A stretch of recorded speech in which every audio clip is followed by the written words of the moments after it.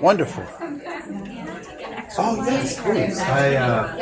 Yep, so good. I'll make sure that everybody has one or a couple things.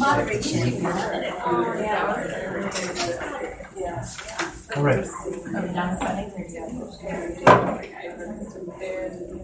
I am always lost when I don't see a clock.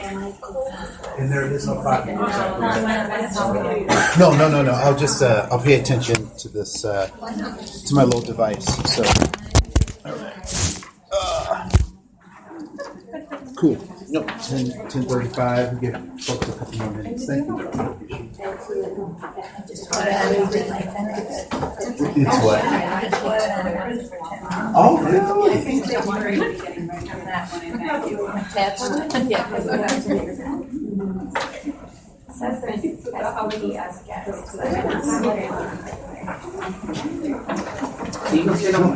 Yeah, you got tons of. We had a few seats. We had 5 or 6 seats. So, and you can sit up here or close. As a matter of fact, this table has immunity. So I will pick on everybody else, but I won't pick on anyone who sits there.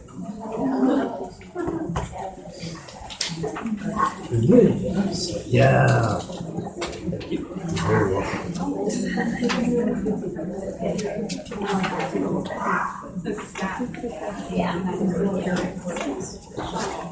Just a couple more minutes and we'll get started.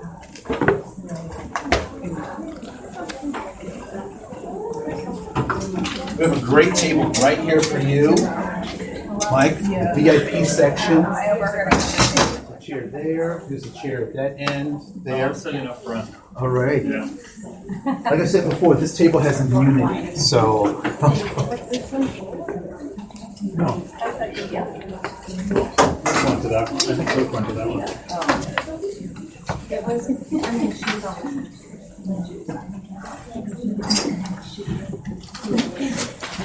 All right, so does anyone have a smartphone? A phone that's smart? Okay, cool. There are a couple of things that I would like for someone to look up, if you could. If someone could look up the Department of Commerce. The Department of Commerce. The U.S. Department of Commerce. If someone could look up the 13th Amendment to the Constitution. And then there are a couple of other things that we'll be using our smartphones for as we have this conversation. All right. So, but if we can have those preloaded, that would be wonderful. I've got commerce up here. You have commerce? Okay, great. You have one of those. Oh yes, I'm sorry. I found it. Right here in front of me. Do you have another one? Yes, I do.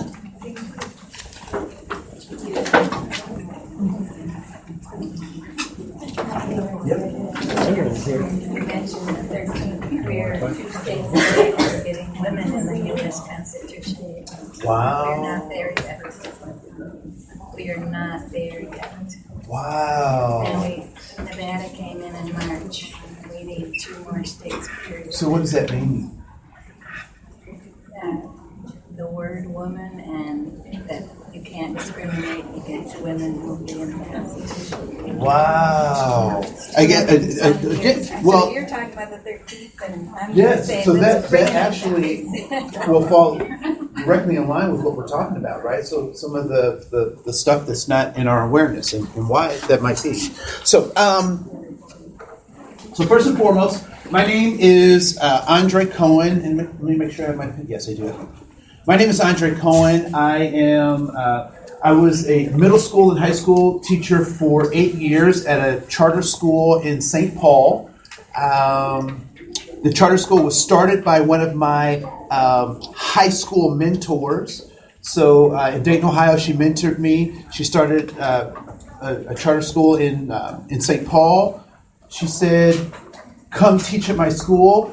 I said, "No." She said, "Come teach at my school," and I taught at her school.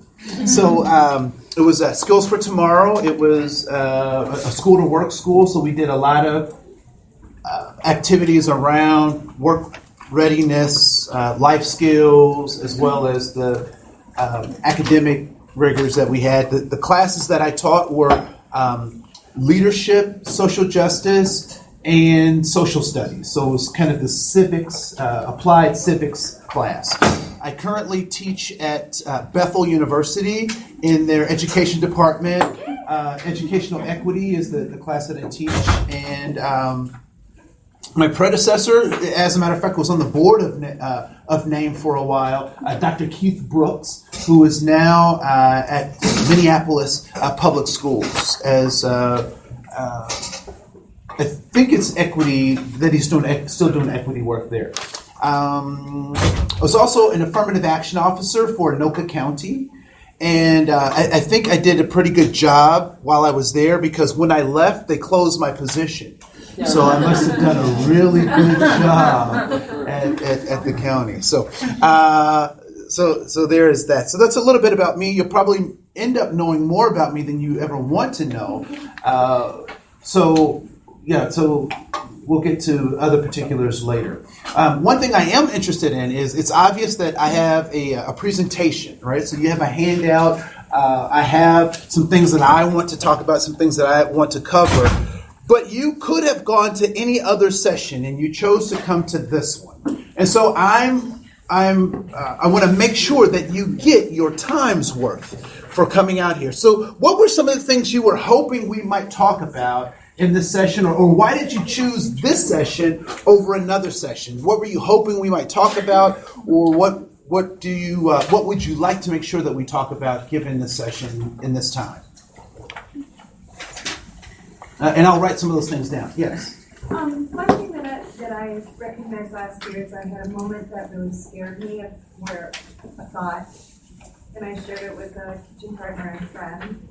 And the idea, she said, well, how long were you steeped in our culture before you started doing this work?